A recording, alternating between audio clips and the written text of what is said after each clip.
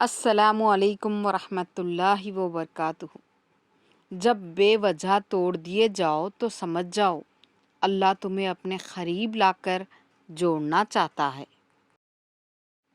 انسان کا نقصان جان اور مال کا چلے جانا نہیں، بلکہ انسان کا سب سے بڑا نقصان کسی کی نظر سے گر جانا ہے۔ مشکل وقت میں ہمیشہ دعا مانگا کرو، کیونکہ جہاں انسان کا حوصلہ ختم ہو جاتا ہے وہاں سے اللہ پاک کی رحمت شروع ہو جاتی ہے۔ توکل یہ ہے کہ آدمی اپنی قوت سے ہٹ کر تقدیر الہی پر راضی رہے۔ کچھ رشتے اللہ خود ختم کرتا ہے تاکہ ہماری زندگی خراب نہ ہو سکے۔ بے شک وہ جو کرتا ہے بہتر کرتا ہے۔ اچھا دوست چاہے جتنی بار روٹھے اسے ہر بار منا لینا چاہیے، کیونکہ تسبیح کے دانے چاہے جتنی بار بکھریں چن لیے جاتے ہیں۔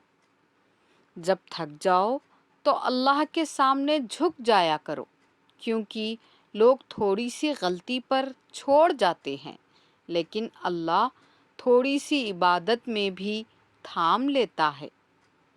آنسو کا ہر قطرہ دنیا کی ہر چیز سے زیادہ مہنگا ہے، لیکن کوئی اس کی قیمت اس وقت تک نہیں جان سکتا جب تک وہ اس کی اپنی آنکھ سے نہ نکلے۔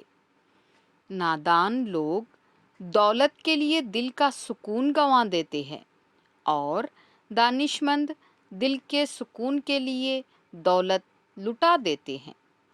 اگر خدا تمہیں کسی مصیبت میں مبتلا کرے تو اس پر صبر کرو۔ مشکل وقت میں ہمیشہ دعا مانگا کرو، کیونکہ جہاں انسان کا حوصلہ ختم ہوتا ہے وہاں سے اللہ پاک کی رحمت شروع ہوتی ہے۔ جب تم پر کوئی مشکل آ جائے تو کسی کا احسان نہ لو، کیونکہ مصیبت 4 دن کی ہوتی ہے اور احسان زندگی بھر کا ہوتا ہے۔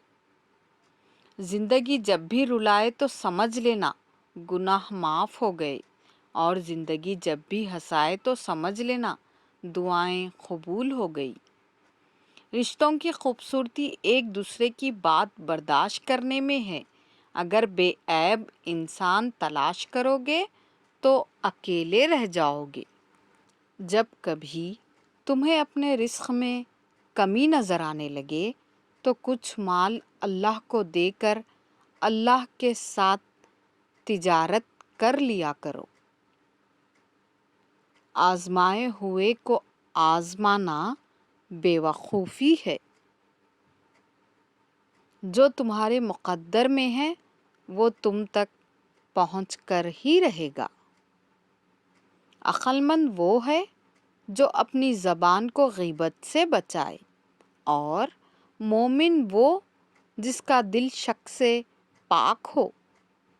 کوئی تم سے روٹھ جائے اور وہی تم سے ملنے کو ترسے تو اسے کبھی مت کھونا، کیونکہ وہ تم سے بہت زیادہ پیار کرتا ہے۔ اپنوں کو ہمیشہ اپنے ہونے کا احساس دلاؤ، ورنہ وقت آپ کے اپنوں کو آپ کے بغیر جینا سکھا دے گا۔ جزاک اللہ۔